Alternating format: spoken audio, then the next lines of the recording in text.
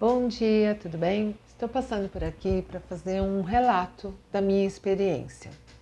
Muitas pessoas estão me procurando porque estão num momento muito delicado do qual eu passei, a decisão de levar a mãe para uma casa de repouso ou um parente, o pai, alguém da família.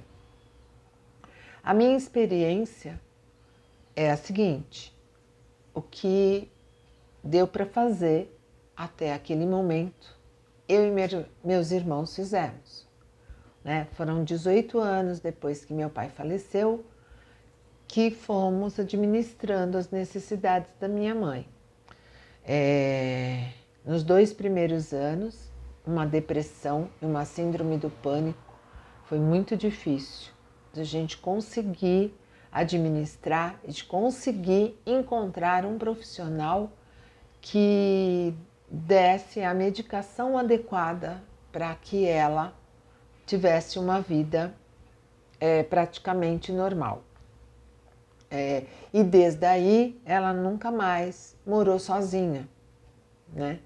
Então assim, ela ficou, também depois que meu pai faleceu, ela ficou 1 ano e meio mais ou menos sozinha e depois não teve mais condições.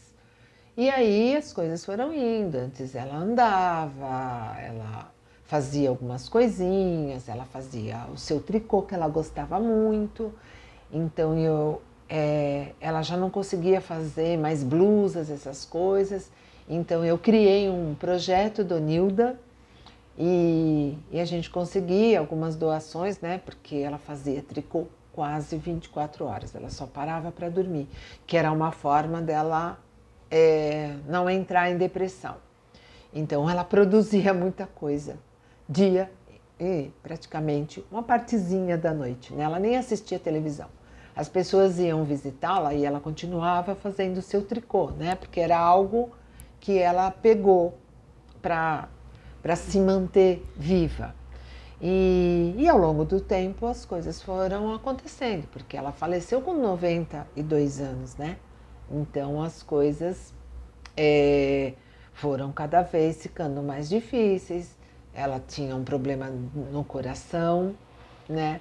Ela tinha fibrilação atrial, então às vezes ela tinha crise, ela desmaiava e a pulsação dela chegava a 200, então tinha que correr para ela para um socorro.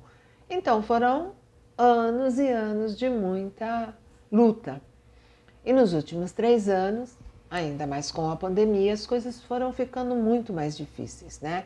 Então, a locomoção dela já era difícil, no último ano ela já estava bem debilitada, né? Estava difícil ela andar, então praticamente era cadeira de rodas. A gente foi adaptando a casinha dela, mas chegou uma hora que já não dava mais. Eu não conseguia mais tirá-la sozinha da cadeira de rodas e pôr na cadeira de banho. A última vez que eu tentei sozinha, eu machuquei ela, fiz um hematoma nela, né, enorme. Então as coisas foram ficando muito difíceis. Ela já foi tendo alguns delírios à noite, delírios à tarde.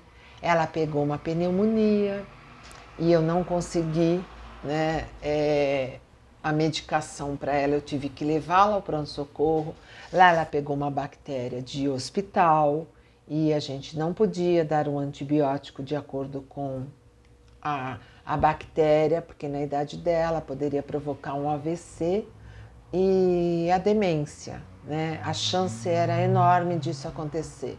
Então o Dr. Juliano, geriatra, né, foi administrando, né, antibióticos. Ela tinha uma infecção, dava antibiótico, ficava 2 meses melhor depois, né? E quando chegou agosto do ano passado, eu sentei com os meus irmãos, nós conversamos que não tinha mais condições, né, de ficar com ela em casa. Ela já não queria comer e ela já estava muito desanimada. Ela era lúcida, né? Mesmo tendo os momentos de delírio dela, eram uns momentos assim, né, que ela tinha consciência de que tinha alguma coisa errada, mas ela não conseguia saber o que era, né? E então as coisas foram indo. Esse doutor Juliano, geriatra, junto com a irmã dele, que é a Giovana, ATO, que cuidou do meu marido quando teve AVC. Então, assim, uma pessoa de super confiança. Conheço a família dela, eles são pessoas amorosas. Então, você vê, né, que já vem ali daquela, né, daquela família, o cuidar do idoso, cuidar do outro, né? Então, os dois montaram uma unidade da Serra, Terça da Serra, no Alto da Lapa, um lugar maravilhoso, uma casa maravilhosa. Conversamos com a minha mãe, a princípio ela não queria, eu falei, vou ver alguns lugares, a senhora vai visitar e ver o que a senhora acha. E nós vamos conversando. E aí ela foi nessa casa e ela só foi nessa casa. Aí ela me disse que gostou, então como era o doutor Juliana, a Giovana que ela conhecia, então ela foi. E foi a melhor decisão para gente, porque eu já tinha noção de que seria os últimos momentos dela. E em casa a gente já não estava conseguindo, por mais amor, carinho e cuidado das cuidadoras, mas não dava mais, porque era importante ela ter, né, um acompanhamento aí quase que diário de enfermeira e do médico administrando, principalmente que tomava antibiótico, não dava certo, tinha que trocar antibiótico e a gente não tinha mais condições de levá-la aos médicos, eu tinha que chamar a ambulância para levá-la, então as coisas estavam muito ruins. E em, em final de janeiro, fevereiro, ela teve uma outra pneumonia, aí ela teve uma outra infecção, ela teve que ser internada, e esta é uma outra história. No hospital ela foi maltratada, ela foi mal cuidada, ela foi abandonada, mas tudo bem. Aí quando ela recebe alta, eu consigo arrancá-la daquele lugar, porque eu levei quase 8 horas para conseguir uma ambulância para levar minha mãe de volta à casa de repouso. Quando chega lá, o médico vê a situação dela, né, do que fizeram no hospital, ela chega totalmente desidratada e ele disse: nós vamos fazer o melhor para mantê-la aqui mais tempo possível e não levá-la novamente para o hospital. E foi isso que foi feito. Com muito carinho, com muito amor, com muita dedicação de todos, de todos. Todos os profissionais, até se o jardineiro foi cortar a grama ali, eu acho que ele cuidou da minha mãe. Todo mundo, ela nem ficava sozinha no quarto. Ia alguém lá, e ela tinha uma amiga, né, muito querida, né, não vou falar o nome completo, vamos falar Ju. A Ju era uma gracinha, ela não conseguia falar, mas ela expressava tanto carinho, tanto amor pela minha mãe. A minha mãe, mesmo já delirando, mas nos momentos de lucidez, ela falava minha casa na Lapa, ela falava minha amiga Ju, ela falava de todo mundo, do carinho que ela estava recebendo, né? E os últimos momentos foram difíceis para ela, difíceis para todo mundo. Tinha que administrar comida especial, tinha muita. A demanda dela era muito grande, que em casa a gente, se ela estivesse em casa, a gente não ia conseguir e eu ia ter que levá-la para o hospital para ela ser maltratada. Então, até os últimos momentos, ali, né, ela foi cuidada e amada. Nós íamos sempre, todos os dias, visitar, eu, os meus irmãos. Na segunda-feira foi o último dia que eu consegui ficar com ela, porque na terça ela já faleceu, e no momento de lucidez eu pedi desculpas, né, de tê-la deixado naquele hospital de quanto a maltrataram, e ela falou que que eu não tinha que me preocupar, que ela era grata por tudo que eu tinha feito, que eu podia ir sem preocupação.